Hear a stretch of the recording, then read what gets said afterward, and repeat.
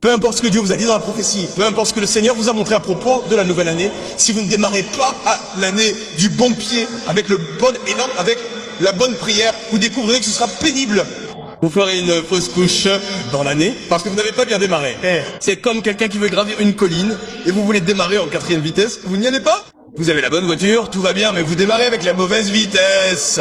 Donc la prière vous aide à démarrer en bonne vitesse. La prière assainit votre atmosphère spirituelle. Elle vous libère pour le miracle. La prière vous amène à l'endroit où votre voix est entendue au ciel et votre voix est entendue sur terre. La prière désinfecte votre environnement. Et toutes ces choses que l'ennemi apporte pour polluer l'environnement meurent simplement parce qu'elles ne peuvent pas résister au milieu de la prière. La prière vous vivifie dans l'esprit de telle manière que votre homme spirituel est vivant et est connecté à Dieu. La prière vous charge comme l'électricité charge une batterie. La prière vous aiguise dans le domaine de l'esprit afin que votre antenne soit dressée et que vous puissiez entendre Dieu très clairement. La prière vous amène à l'endroit où vous pouvez tenir la main de Dieu et tenir la main des hommes et leur donner le miracle. Apprends-nous à prier, comme Jean l'a également enseigné à ses disciples. Père Céleste, nous nous tenons debout ce matin en honneur. Nous demandons à Dieu de descendre au niveau de chacun et de nous aider à comprendre ce que tu dis à cette église cette année, en cette saison prophétique. Nous te le demandons au nom de Jésus. Amen. Puissions nous asseoir. Le niveau suivant, pour un nouveau départ, est le thème. Maintenant, cette écriture parle d'une requête passionnée d'un des disciples de Jésus-Christ. Les disciples de Jésus-Christ étaient tous juifs, et tous les juifs savent prier. Je suis le directeur de ce qu'on appelle l'ICJ, l'ambassade chrétienne internationale de Jérusalem. Lorsqu'il y a environ 26 ans, Israël a déclaré que Jérusalem était sa capitale éternelle. De nombreuses nations ont déplacé leurs ambassades hors d'Israël. Mais ensuite, le corps chrétien du monde entier a établi une ambassade pour se tenir aux côtés d'Israël. Cette ambassade entretient des relations diplomatiques avec Israël et est traitée comme n'importe quelle autre ambassade. Je suis directeur de cette ambassade et je ne représente pas seulement le Nigeria, mais aussi l'Afrique unie, qui m'emmène régulièrement en Israël et m'implique dans la défense d'Israël dans le monde entier. Adieu. On apprend à prier à chaque enfant juif. Bien sûr, vous savez qu'ils ont deux calendriers. Un calendrier spirituel, un calendrier sacré et un calendrier civil. Le calendrier sacré leur indique les fêtes de l'année, les saisons de l'année, lorsqu'ils viennent dans la maison de Dieu. Et passent du temps comme vous le faites, c'est un moment de prière intense et de mémorisation de la parole de Dieu. Ainsi, chaque mari qui est né en Israël est assigné à des enseignants qui leur enseignent la Torah. Ils mémorisent la parole de Dieu et apprennent ensuite à prier. Mais lorsque Jean-Baptiste est arrivé, il les a amenés à un autre niveau, car il était sur le point de présenter le Messie. Le Messie, Jésus a dit qu'il était un prophète plus grand que tous les prophètes nés d'une femme. Il était sur le point de présenter celui qui allait commencer le Nouveau Testament. Il a donc dû prier la prière pour donner naissance au Nouveau Testament. Son élan, son style, sa passion et son intensité de prière étaient plus forts que tout ce qu'ils avaient connu auparavant. Il a donc dû apprendre à ses disciples comment prier à un nouveau niveau. Il priait à un nouveau niveau de prière pour un nouveau départ. Il allait y avoir un Nouveau Testament et ils avaient besoin de prier à ce niveau de prière. Et ils n'étaient pas habitués à ce niveau de prière. Ce n'était pas la prière habituelle qu'ils prient dans les synagogues ou dans le temple. Dieu était sur le point de faire quelque chose de nouveau. Les rideaux des cieux étaient sur le point de s'ouvrir. Un nouveau chapitre de l'histoire de la terre était sur le point de s'ouvrir. La terre était sur le point de répondre à son créateur. Il était donc nécessaire d'imprégner la terre de prière. Il a donc appris à ses disciples comment prier.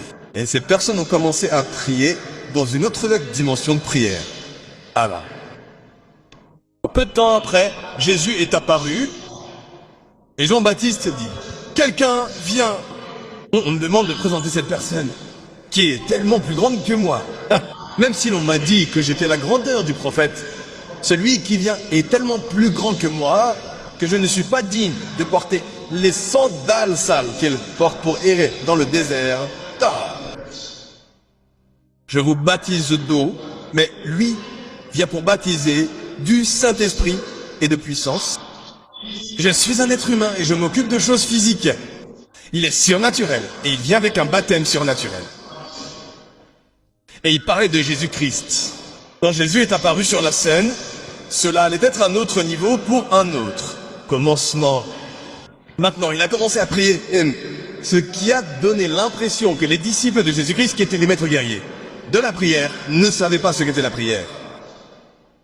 Quand ils regardent Jésus prier, endroit où nous lisons, dit que lorsqu'il a cessé de prier, rappelez-vous que certains de ses disciples étaient des disciples de Jean. Et donc celui qui parlait devait être l'un d'eux, sinon il n'aurait pas su comment Jean leur avait appris à prier. Il savait donc prier, mais lorsqu'il s'est approché de Jésus, il a regardé prier, après que Jésus eut fini de prier, il s'est approché de lui au nom des autres disciples et a dit, Seigneur, lorsque Jean est entré en scène, il nous a fait passer à un autre niveau. Allez, Seigneur, je vois un grand fossé entre là où vous êtes et là où Jean nous a laissés. Pouvez-vous nous apprendre, comme Jean l'a fait, à prier comme vous? Vous savez, nous sommes à l'église depuis longtemps. Et nous savons prier. Je parle à certains de nos dirigeants au gouvernement. Je leur dis, vous devez prier. Ils disent, je prie tout le temps. J'aimerais qu'ils le fassent. Parfois, nous sommes convaincus de savoir prier. Jusqu'à ce que nous nous retrouvions dans des situations où nous découvrons que ce que nous pensons savoir n'est pas pour le moment. C'est là que se trouvaient les disciples. Et ils ont demandé à Jésus de nous apprendre à prier. Dans cette conférence de prière d'ici dimanche, le Seigneur mettra l'accent sur des niveaux plus élevés pour de nouveaux commencements. La prière a donc des dimensions différentes. Les apôtres de Jésus-Christ n'étaient pas très bons dans la prière. Quand on lit Matthieu 26, 40, on se rend compte qu'il les a emmenés sur la montagne pour prier. Et c'était des apôtres. Je ne parle pas des 5000 qui sont venus manger du pain et du poisson. Je parle des apôtres qui marchent avec lui. Ils sont comme les pasteurs associés. Il les a donc emmenés sur la montagne pour prier. Après leur avoir ouvert son cœur, ils sont allés dormir dans le lieu de prière. Au verset 40, il est revenu vers eux et s'est exclamé, « Quoi? Vous n'avez pas pu prier avec moi pendant 60 minutes ?» Cela vous indique combien de temps a duré la réunion de prière. Ils sont arrivés, et 60 minutes plus tard, alors qu'ils étaient encore en train de prier, ils étaient déjà allés se coucher. Maintenant, Jésus a été contraint, vous savez, par leur propre incapacité, à aller prier. Luc, en rapportant le même sujet, a prié et prié. Vous savez, Jésus a prié jusqu'à en vomir du sang. Pourquoi les gens sur lesquels ils pouvaient compter leur soutien dans la prière n'était-il pas assez bon? Leur style de prière n'était pas adapté aux besoins du moment. Il a donc dû porter le fardeau de 12 hommes plus lui-même, 13, au lieu de prier, et prier la prière que 13 personnes auraient pu prier comme un homme. Et pourquoi il s'est retrouvé dans cette situation? Il y a eu une autre occasion, dans Luc 9, 32, où le Père a vu ce qui s'était passé dans le jardin de Gethsémani. Il a convoqué une réunion exécutive conjointe d'urgence entre le ciel et la terre. Il a dit à Jésus d'amener ses propres dirigeants et Dieu. Et Dieu est venu du ciel avec ses propres témoins. Et donc Dieu est venu avec Élie, Dieu est venu avec Moïse à cette réunion, physiquement, en esprit et physiquement. Et Jésus lui-même est arrivé à la réunion avec Pierre, Jacques et Jean. Puis la réunion a commencé. Lorsque la réunion a commencé, la gloire du Seigneur était censée être transférée. Il était censé y avoir un transfert de témoins d'une gloire à une autre, d'un niveau à un autre et en un autre. Et donc pendant que la réunion se déroulait, le transfert avait lieu parmi ceux qui étaient activement impliqués dans la réunion. Mon peuple a un proverbe qui dit que ceux qui le partagent n'a pas atteint, tous ceux qui sont éveillés mouillent. Sans parler de ceux qui dorment. Donc si vous n'êtes pas éveillé, vous n'aurez pas de part. Jésus étant actif dans la réunion, il s'est transfiguré. Même s'il était physiquement là, il est devenu comme Moïse. Il est devenu comme Élie, qui est venu du ciel. Il est devenu comme Baba lui-même. 3 autres personnes inactives ont été amenées à la réunion de prière, qui dormaient. Et elles ont fini de dormir. Et la réunion était terminée. À ce moment-là, s'ils partageaient la grâce, ils auraient fini de la partager. Et auraient dit « Amen ». Et Jésus a dit « Allons-y ». Et les 3 hommes se sont réveillés. De leur sommeil, ont éclairci leurs yeux.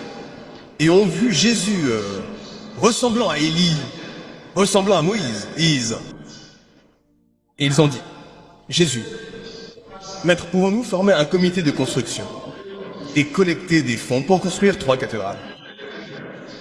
Une pour toi, une pour Élie, une pour Moïse. Pour que tu n'ailles pas au ciel, que tu n'y retournes pas, que tu restes ici et que les gens viennent voir la gloire de Dieu. » Jésus était très déçu. Oui, il aurait pu y avoir besoin de 3 cathédrales, hein. Mais ces cathédrales devaient être pour Pierre, Jacques et Jean, qui après leur transfiguration, auraient dû porter la gloire de Dieu et les gens viendraient la voir. Ne pas demander aux gens qui sont venus du ciel, qui sont morts et qui sont juste venus en visite, de ne pas retourner au ciel pour rester ici parce qu'ils ont échoué dans le lieu de prière. Venez, même si vous n'avez pas dormi la nuit dernière et que vous venez à une réunion de prière et que vous voyez que vous êtes l'arrière-grand-père décédé, assis à la réunion de prière, dormirez-vous? Vous en somnifères? Eh oui, monsieur, vous avez bu des somnifères. Oui, monsieur. Et vous arrivez à une réunion de prière à l'église, et vous voyez votre arrière-grand-père décédé, assis à la réunion de prière, arrière-grand-père, et il y a de nombreuses années, assis à la réunion de prière. Vas-tu dormir? Pas du tout. Bon, ces gens peuvent-ils voir Élie, voir Moïse? Ils leur ont lu des histoires sur les traces d'animaux dans la Bible. Ils sont morts depuis longtemps. Ils ont lu leurs actes. Comment ils ont fait venir le feu du ciel? Comment ils ont obtenu les lois de Dieu? Comment ils ont fendu la mer Rouge? Comment ils ont fendu le Jourdain? Comment ils ont fait de grandes choses? Ils sont partis. La moitié du feu les a emportés. Et physiquement, vous voyez cet homme en votre présence lors d'une réunion de prière. Et vous dormez. Ce genre de sommeil nécessite une délivrance. C'était la manière dont les apôtres se comportaient dans le lieu de prière. Et c'est pourquoi, lorsque des cas de délivrance leur étaient présentés, ils ne pouvaient pas chasser les démons, ils ne pouvaient pas guérir les malades, ils ne pouvaient pas générer dans le lieu de prière la quantité de puissance nécessaire pour avoir un impact. Une femme dit à Jésus, Maître, j'ai amené mon enfant malade à ton peuple ici et ils n'ont pas pu guérir cet enfant malade. Et Jésus a dit que certains de ces apprentis démons ne sortent que par la prière et le jeûne de Dieu. C'est pourquoi le pasteur a dit qu'à partir de demain, nous devrions associer à notre prière avant notre propre conférence de prière. Nous avons jeûné 40 jours sans interruption pour cette conférence de prière. Nous jeûnions et je voyageais aux 4 coins du monde, portant des valises et des affaires et conduisant dans toutes sortes d'endroits omnichés. J'ai un ami à qui on a dit qu'il avait un ulcère, que s'il jeûnait, il mourrait. Et puis, il prenait toutes sortes de médicaments, encore et encore. Puis un jour, il s'est dit, pourquoi devrais-je vivre une vie sans jeûne? Alors il a commencé à jeûner. Le 3e jour, il a jeûné de 6 à 6 heures. Le 3e jour, on aurait dit que son ventre allait éclater. Il a juste dit au Seigneur, si tu ne me guéris pas, alors je suis un homme mort. Il en pala ces choses et les détruisit. Et le lendemain, il fut guéri. Jusqu'à aujourd'hui, il n'a pas d'ulcère. Il n'a rien, il jeûne. De toute façon, il ment. Donc, le jeûne, lorsqu'il est invité à la prière, a un moyen de porter votre prière à une nouvelle dimension. Amen. Amen. Je veux donc que nous nous impliquions tous dans le jeûne demain. Parce que c'est le jeûne, c'est comme du carburant qui vient à votre feu. Il le fait exploser. Il donne de la force à votre prière. Le jeûne abaisse la chair et libère votre esprit. Le jeûne vous aide à rester concentré et conscient de votre moment de prière. Le jeûne détourne en quelque sorte votre attention des distractions qui vous entourent et concentre votre attention sur Dieu. Le jeûne vous rend plus accessible dans l'esprit que dans la chair. Pourquoi le jeûne vous est utile? Mais ensuite, les disciples de Jésus-Christ, après avoir traversé ce qu'ils avaient traversé, ont appris que pour avoir une longueur d'avance dans quoi que ce soit, vous devez vous consacrer à une prière intense. Agathe. Peu importe ce que Dieu vous a dit dans la prophétie, peu importe ce que le Seigneur vous a montré sur le monde. Nouvelle année. Si vous ne démarrez pas l'année du bon pied, avec le bon élan, avec la bonne prière, vous découvrez que ce sera un frein. Vous avez, comme vous savez, une fausse couche dans l'année, parce que vous n'avez pas bien démarré. C'est comme quelqu'un qui veut gravir une colline et vous voulez commencer en 4e vitesse. Vous n'y allez pas. Vous avez la bonne voiture. Tout va bien, mais vous démarrez avec la mauvaise vitesse. La prière vous aide donc à démarrer en 4e vitesse. La prière assainit l'atmosphère spirituelle pour vous. Elle vous libère pour le miracle. La prière vous amène à l'endroit où votre voix est entendue au ciel et votre voix est entendue sur terre. La prière désinfecte votre environnement. Et toutes ces choses que l'ennemi apporte pour polluer l'environnement de la nôtre, simplement parce qu'elles ne peuvent pas résister au milieu de la prière. La prière vous vivifie dans l'esprit de telle manière que votre homme spirituel est vivant et est connecté à Dieu. La prière vous charge comme l'électricité charge une batterie. La prière vous amène à l'endroit où vous savez que vous êtes ouvert au Saint-Esprit et au don du Saint-Esprit. La prière vous aiguise dans le domaine de la vie. L'esprit afin que votre antenne soit dressée et que vous puissiez entendre Dieu très clairement. Alors la prière rachète vos rêves perdus et vos dons, vos talents qui étaient comme éteints, disparus. La prière les récupère dans l'esprit pour vous. La prière vous amène à l'endroit où vous pouvez tenir la main de Dieu et tenir la main des hommes et leur donner le miracle dont ils ont besoin. La prière vous amène face à face avec Dieu sur une base régulière. Parce que lorsque vous priez, vous vous présentez devant lui sur une base régulière. La prière vous amène à l'endroit où la gloire de Dieu brille sur vous. Et vous en sortez, vous êtes transfiguré comme Moïse, comme Jésus. Là, la prière vous amène à l'endroit où vous êtes à la fois un être humain naturel et un être surnaturel. Parce qu'elle vous amène à l'endroit où vous êtes connecté au surnaturel. Vous parlez aux esprits. Vous parlez au Dieu vivant. La prière est une chose qui vous rend puissant, plus puissant que tout ce que la terre peut vous rendre. J'ai fait le tour en détruisant ce que le Seigneur a dit que je devais détruire. Les autels sataniques qui ont tué mon peuple, vous savez, pendant de nombreuses années. Et puis, dans le processus, vous savez, certains ont été tués. Les fétichistes se sont mis en colère contre moi et ont estimé que je devais être tué. Ils ont emmené ma photo dans un sanctuaire où, si votre photo apparaît là, vous êtes mort. Ils utilisent une lance et, transperçant votre photo du sang éclabousse, et la personne meurt. Ils ont pris la mienne et sont allés là-bas, puis après leur sorcellerie, ils ont transpercé ma photo. La personne qui a utilisé la pièce de rechange sur ma photo a commencé à saigner et à vomir du sang et est morte sur le coup. Je ne savais pas cela parce que je n'étais pas là. C'est l'un d'eux qui a dû courir et venir dire ce qui a tué le maître, afin qu'il sache ce qui a tué l'homme. Puis une fois, ils ont estimé que ce n'était pas suffisant. Ils sont allés au marché et ont acheté un chien, l'ont appelé par mon nom et ils l'ont emmené dans des toilettes indigènes. Ont fait leurs mauvaises actions et ont enterré le chien en disant que où que je sois, je tomberai et que lorsque le chien mourra, je mourrai où que je sois. Je veux dire que j'étais occupé en Australie à parler au Parlement australien, j'étais occupé à Singapour, j'étais occupé en France à faire tout ce que j'étais censé faire. Je ne savais même rien. Quand l'homme qui a enterré le chien est mort. Celui qui est allé acheter le chien est devenu aveugle. Et puis l'un d'eux a couru vers l'un de mes coordinateurs et lui a dit de venir me supplier de le garder en vie afin qu'il reste et élève ses enfants. Il voulait rester en vie et élever ses propres enfants. Il voulait que je meure. Pendant ce temps, je ne savais rien de tout cela, jusqu'à ce qu'il vienne nous dire ce qu'il faisait. Donc la prière vous amène à un endroit où vous êtes fortifié dans l'esprit et alors la parole de Dieu devient réelle pour vous. Quand il a dit non, aucune arme de berger contre vous prospérera. C'est dans le lieu de prière que vous actualisez cette promesse de Dieu. On tire la flèche dans votre direction. La flèche dit non, je ne vais pas de ce côté-là.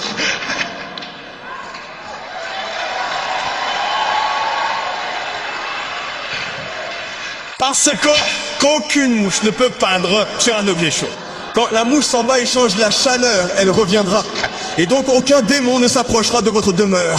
Parce qu'elle changera de sensation de chaleur du feu, de la prière, puis elle reviendra. Elle reviendra. Et il a dit, et la prochaine fois, même lorsque le démon, son maître Satan, vous les enverra, dites, la dernière fois que vous m'avez envoyé, ce n'était pas bon pour moi. Pouvez-vous envoyer quelqu'un d'autre? Et ce que vous faites, vous n'avez même pas besoin de vous casser la tête en livrant des batailles si vous vivez dans un lieu de prière. Par la grâce de Dieu. C'est ce dont nous allons parler tout au long de cette semaine. Et il n'y a aucune chance que vous soyez le même à la fin de cette semaine. C'est impossible. Alléluia. Et donc nous avons été habitués à nos prières d'entretien. Non, vous vous levez le matin et vous priez simplement votre prière d'entretien. Venez, laissez-moi vous dire que la saison change, que le schéma des choses change, que les exigences sont de plus en plus élevées et que ces prières d'entretien ne seront pas efficaces cette fois-ci. Je veux juste parler d'un homme appelé Job, un homme parfait. Le Seigneur l'a appelé un homme parfait. Cet homme priait régulièrement pour sa famille et tout allait bien jusqu'à ce que Satan brise la haie avec la permission de Dieu et entre dans sa maison. Et l'homme a prié les mêmes vieilles prières. Et cela n'a pas fonctionné cette fois. Lorsqu'il priait ces vieilles prières, Satan était en dehors de la haie. Il n'a pas remarqué que quelque chose avait changé. Satan est sorti de là où cette prière marchait et s'est approché trop près. Donc ces vieilles prières ne suffisaient plus pour s'occuper de lui. Et il priait, il perdait ses biens. Plus il priait, il perdait ses brebis. Plus il priait, il perdait ses serviteurs. Plus il priait ce vieux type de prière, il perdait ses enfants. Plus il priait, plus il mourait. Jusqu'à ce qu'il commence à maudire le jour de sa naissance. Et Dieu l'a un jour appelé dans Job 38, 12. Il a dit, Job, viens du verset 1. Il a dit, qui est celui-ci, toi et ton ami, qui obscurcit tes conseils par l'ignorance? Vous parlez de ce que vous ne comprenez pas. Il dit à Job dans le verset Job 38, 12, depuis que tu es né, depuis que tu as commencé à prier, t'es-tu réveillé le matin? Et as-tu ordonné au jour de saisir les extrémités de la terre et de secouer le diable hors de ta maison? As-tu déjà fait cela auparavant? Tu n'as pas fait ce que tu étais censé faire et tu es là à blâmer Dieu, à blâmer le jour où tu es né. Job dit, je t'entends, Seigneur. À cette nuit-là, Job a changé sa prière. C'était la fin de ses ennuis. Cette semaine sera la fin de tes ennuis au nom de Jésus-Christ. Le Seigneur t'aidera à rattraper le feu. Le Seigneur t'aidera à rattraper une nouvelle révélation. Et l'ennemi qui pensait être à l'aise deviendra si mal à l'aise qu'avant même la fin de la semaine, il sera parti. Il y a une nouvelle dimension de la prière. Je veux terminer ce que je partage avec vous, avec deux personnages de la Bible. L'un se trouve dans 1 Samuel, chapitre 1. J'aime cette femme. Elle s'appelle Anna. 1 Samuel, chapitre verset 1 dit, or il y avait un homme de Ramalamzim, dans la montagne d'Éphraïm, nommé Échana, fils de Guéro, fils d'Élihu, fils de Domé, et Éphraïmite, Excusez-moi. Regardez cet endroit. Combien de générations y a-t-il? Aidez-moi à compter. Il s'appelait Éhéna. Le fils du numéro 1, Jéroham. Téram, le fils du numéro 2, Élihu. Élihu, le fils du numéro 3, Tour. Au fils de qui? C'est-à-dire père, grand-père, arrière-grand-père, arrière-grand-père. Vous entendez ce que je dis maintenant? Cet homme ne sait pas prier. C'est un Kéna qui ne sait pas prier tous les jours. Je ne sais pas pourquoi les hommes sont souvent paresseux au lieu de la prière. Mais les hommes qui prient sont extraordinairement puissants. Il pourrait être pasteur. Il pourrait être homme d'affaires. Il pourrait être des chefs et des pères royaux, comme nous les avons ici. Mais quand vous trouvez un père royal à qui sait prier, sa propre prière est encore plus puissante.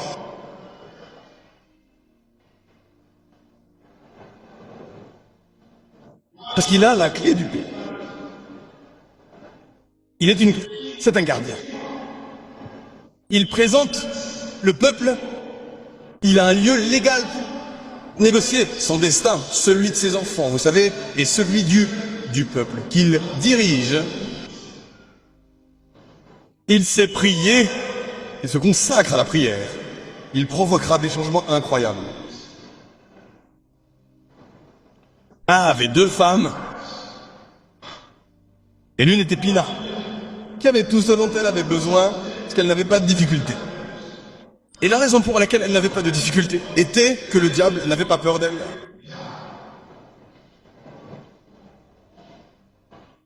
Mais le diable avait peur d'Anne, parce que dans le ventre d'Anne se trouvait le premier juge d'Israël, était le prophète de Dieu, était celui qui oindrait le meilleur roi d'Israël dans son ventre. Donc le diable a quitté Anne. Anne était en train d'avoir ses enfants, aucun problème. Mais le diable avait tellement peur d'avoir des enfants, tellement peur d'Anna, peut-être qu'il savait que si le ventre d'Anna s'ouvrait, ce qui sortirait de cet endroit le gâcherait. Il nous a une chose. Pina avait donc tous ses enfants, et se moquait d'Anna, lui rendant la vie misérable. Chaque fois qu'il venait à l'église, après avoir fini de prier, après avoir fini de partager la grâce, tout le monde s'en allait en se réjouissant, mais Anna, avec des sentiments mitigés, parce qu'elle savait que dès qu'elle quitterait l'église, Bénina serait là, à côté de la voiture, à l'attendre. Chaque dimanche matin, tu sautes. Quand les autres sautent, quand les autres prient, tu pries. Quand tu as fini, tu pars d'ici comme t'as venu. Elle avait déjà eu ça avant. L'année dernière. Le mari partageait des choses et lui donnait beaucoup de choses. Mais maintenant, nous attendons de voir si vous voulez rassembler le monde entier. Venez et ayez des enfants. Donc ces choses ne signifiaient rien pour elle. Sa paix lui avait été enlevée. Alors elle a prié la prière normale. Le monde viendra prier et il y priera pour eux et certains obtiendront leur miracle, certains obtiendront leur réponse, mais Anna ne comprendra pas pourquoi. Satan avait peur du ventre de cette femme. Anne, s'il s'ouvre, il y aura un problème. Ne le laissez pas s'ouvrir. Souvent, lorsque vous avez des problèmes, ce n'est pas parce que vous êtes une mauvaise personne. Souvent, lorsqu'ils vous persécutent, ce n'est pas parce que vous êtes une mauvaise personne. Quelqu'un a vu une caractéristique de vous. Quelqu'un a peur que si vous laisse partir, vous deveniez leur patron. Donc la lutte contre vous n'est pas parce que vous avez fait quelque chose de mal, car ils ont peur de vous. Ils veulent vous empêcher de devenir qui vous êtes censé être. Mais je suis là pour vous dire qu'ils ne peuvent pas vous arrêter. Ils vous accusent de ce que vous ne savez pas. Ils ont des réunions qu'ils n'auraient pas dû avoir. Toutes sortes de choses s'abattent sur vous. Pas parce que vous avez fait quelque chose de mal, mais parce qu'ils voient la manière dont Dieu vous guide. Que s'ils ne font rien, ceux qui étaient devant vous viendront derrière vous. Et je veux vous dire que si vous avez foi en Dieu, il peut y en avoir 1 en 1000, ils peuvent avoir 10 comités. Ils peuvent tenir des réunions de minuit. Ils peuvent aller embaucher qui ils veulent. Ils ne vous arrêteront pas. Ils peuvent retarder le voyage, mais ils ne peuvent pas l'arrêter. M'arrêter. Ils peuvent vous retarder et vous ralentir, mais ils ne le peuvent pas. Oui, parce que lorsqu'il y a des arrêts dans les airs, le pilote peut ralentir le vol, mais il ne l'interrompra pas. Il vous demandera de serrer la ceinture de sécurité, mais il continuera à voler. Cela peut être mouvementé, mais vous terminerez le voyage. Et je veux vous dire que votre voyage peut être mouvementé aujourd'hui. Votre vie peut être troublée aujourd'hui. Votre mariage peut être troublé aujourd'hui. Votre travail peut être troublé aujourd'hui. N'interrompez pas le voyage. N'importe quoi. Même si c'est troublant, le voyage se terminera là où vous atterrirez à destination.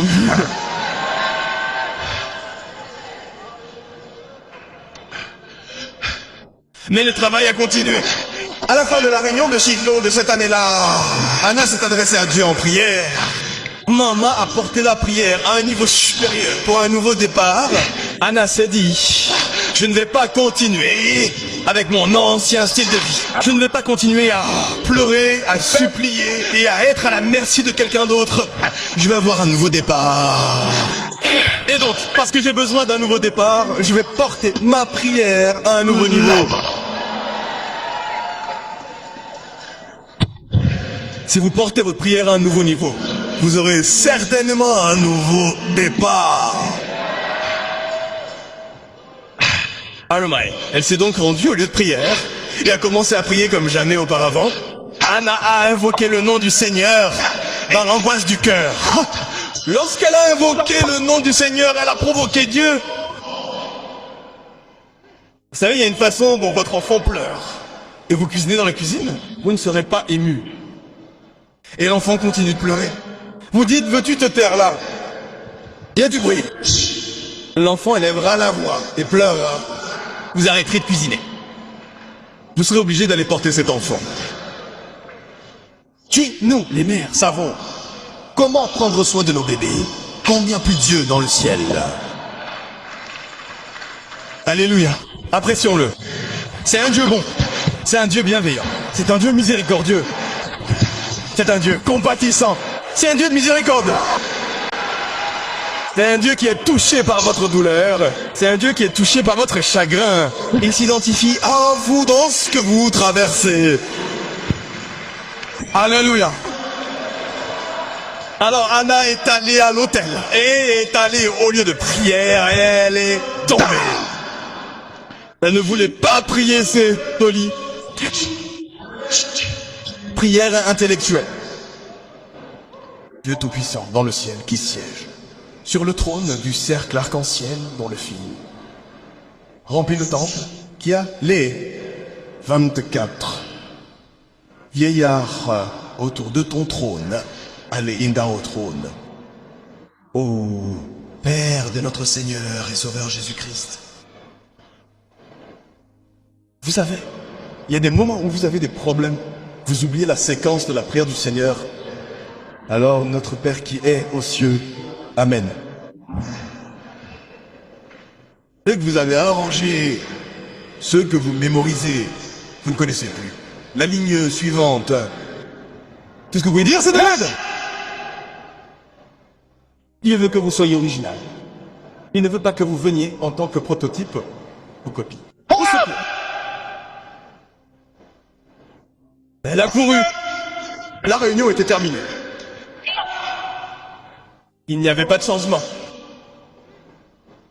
Les gens avaient terminé la réunion. Il n'y avait pas de changement. Est-ce que je vais encore par le même chemin? Lénina attendait sa maison. Et elle a dit non.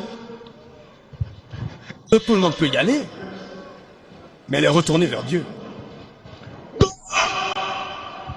Ils m'attendent dehors. Dieu, je veux un changement.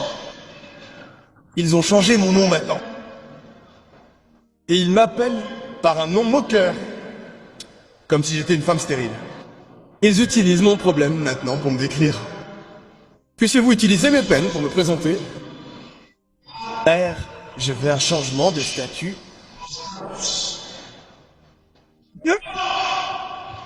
Mais je ne vais pas commencer la nouvelle année, comme je l'ai fait dans le passé.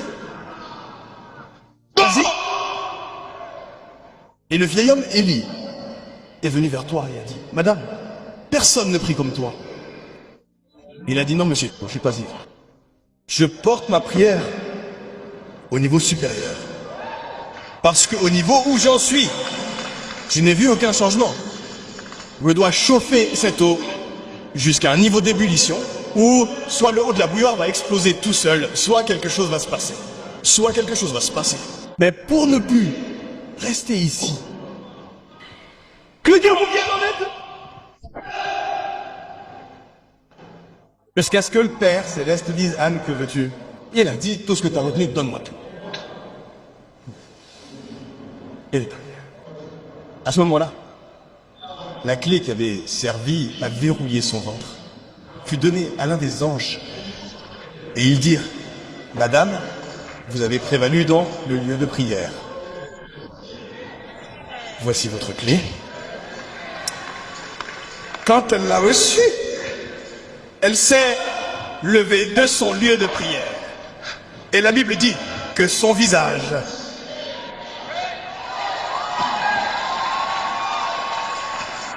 de quelqu'un changera ce matin. Elle s'est levée.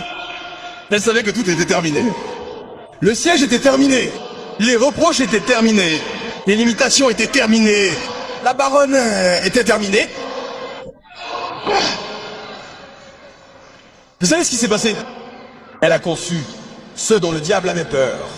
Elle a conçu. Et c'est ce qui s'est passé. Elle a mis au monde le premier juge en Israël, Arl. Elle a mis au monde le premier prophète en Israël. Dieu avait besoin d'un prophète. Elle a donné à Dieu un prophète. Le mari avait besoin d'un fils. Elle a donné un fils à son mari. Elle avait besoin d'un fils. Elle s'est procuré un fils. Et maintenant, elle vient d'une famille où il n'y a pas de prêtre. Maintenant, grâce à la percée de cette femme dans la vérité de la prière, le nom de son mari qui ne savait pas prier est dans la Bible. Le nom du père de son mari, qui n'est pas venu à la convention, est dans la Bible. Le nom du grand-père de son mari, qui n'est pas venu à la convention, est dans la Bible. Le nom du mari, arrière-grand-père dont on ne sait même pas ce qu'il faisait, est dans la Bible. Il y a un endroit où l'on prie et où l'on perce, on n'obtient pas seulement sa propre percée. On obtient pour son mari, pour sa femme, pour sa mère, pour son père, pour son frère, pour sa sœur, pour son cousin, pour sa tante, pour son oncle, pour son père, pour son grand-père, pour son arrière-grand-père, même ceux qui sont mauvais. Leurs noms sont là. Mais la raison de l'écriture, par la raison de l'onction sur Anne, je dis, dans votre vie aujourd'hui, que le Seigneur vous donnera de la force dans le lieu de prière. Ce que vous obtiendrez maintenant apportera un changement pour vous, un changement pour votre foyer, un changement pour vos parents éloignés, au nom puissant de Jésus-Christ. Son visage a changé, sa position a changé. Plus personne ne l'appelait par les anciens mauvais noms. Elle était maintenant la mère du prophète, la mère de l'église d'Israël. La mère du plus grand homme qui vivait en Israël. Plus personne ne t'insultera. Personne ne se moquera de toi. Plus personne ne se tournera vers toi. Il n'y aura plus de reproches dans ta vie. De ce rassemblement sortira un nouveau nom pour toi.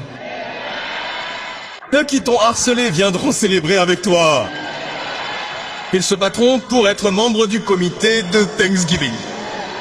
Au nom puissant de Jésus-Christ, il y aura un changement de visage. Alléluia. Devons-nous tous nous lever, tout le monde? C'est une période de changement. C'est une période de changement. C'est le moment de passer à un autre niveau. Et nous devons passer à un autre niveau. Ouvre la bouche et commence à remercier le Seigneur. Que tu sois là.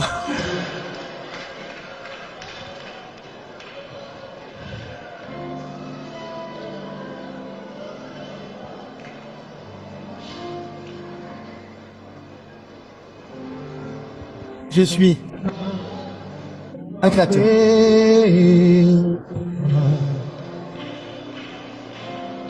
Il a formé mon cœur.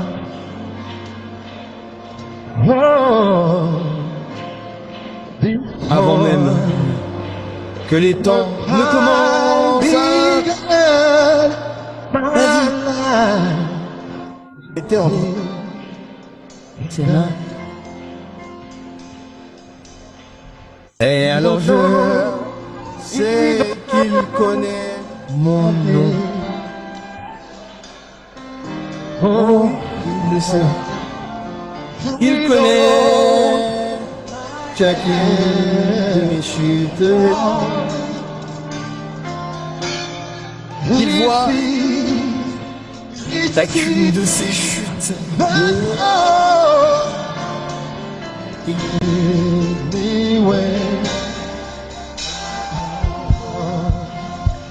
Maintenant, tenons-nous-en là. Maintenant, je veux que tu élèves la voix et que tu répètes après moi.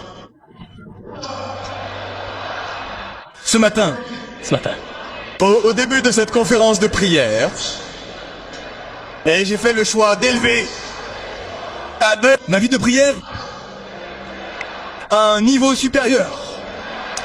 Pour le changement dont j'ai besoin, que l'onction, elle est après qui me porte à ce niveau. Dans le lieu de prière, Vienne sur moi. Maintenant, au nom de Jésus. Et maintenant, ouvre la bouche et prie cette prière à ta manière. Fais-le dans la minute qui suit et je vais prier et te passer le micro. Prie maintenant. Prie pour que le Seigneur t'envoie une onction qui te vivifie et te propulse au niveau suivant, et là.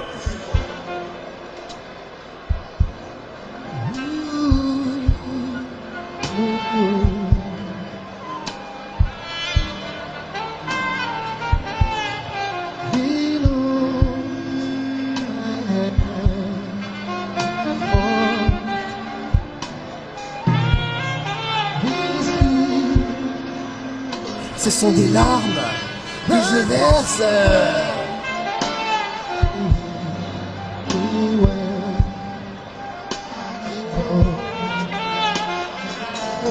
Au nom de Jésus.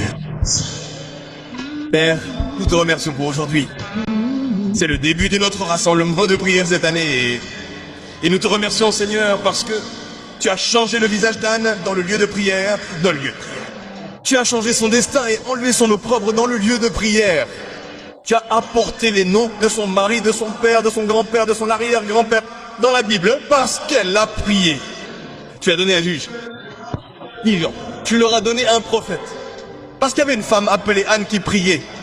Seigneur, aujourd'hui, alors que les femmes prient, Seigneur, tu changeras le destin de leur mari. Tu changeras le destin de leurs enfants. Tu changeras le destin de leur famille. Tu changeras le destin de leur mari, de leur grand-père. Et Seigneur, tu leur feras donner naissance à quelque chose de grand au nom de Jésus-Christ. Seigneur, aujourd'hui, alors que les hommes prient, Seigneur, tu apporteras la transfiguration. Tu apporteras le changement. Tu feras comme au temps de Jean-Baptiste. Il y aura une autoroute pour que tu puisses avancer et faire de nouvelles choses incroyables. L'onction a été demandée. Je te demande de libérer cette onction, ô Dieu, selon la demande de ton peuple. Fais qu'il découvre une nouvelle force, une nouvelle vitalité, une nouvelle vigueur en eux dans le lieu de prière. Il doit y avoir des changements, pas seulement un changement, générés par la prière qu'ils font. Pas fortifier, ô Dieu, dans ce lieu jusqu'à ce qu'ils méritent des changements qui se produisent, et au-delà de ce qu'ils pourraient concevoir. Leur cœur. Donnez-leur des changements glorifiés, de sorte qu'à la fin de cette semaine, nos pieds danseront, nos bouches crieront de joie, les témoignages viendront de différentes parties.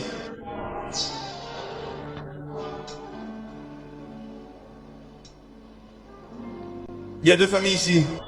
Vous avez des enfants à l'étranger? À la fin de cette semaine, vos enfants vous appelleront au téléphone et vous diront de bonnes choses. Parce que Dieu vous attend à cette réunion et il utilisera vos prières pour changer le destin de vos enfants à l'étranger. Je pense qu'au Royaume-Uni, ou à peu près, vous recevez un appel. Vous recevez 2 appels téléphoniques à 2 familles. Je sens dans mon esprit que le Seigneur vous attend. Et vous serez surpris de voir à quel point vous serez bénis cette semaine. Que Dieu bénisse.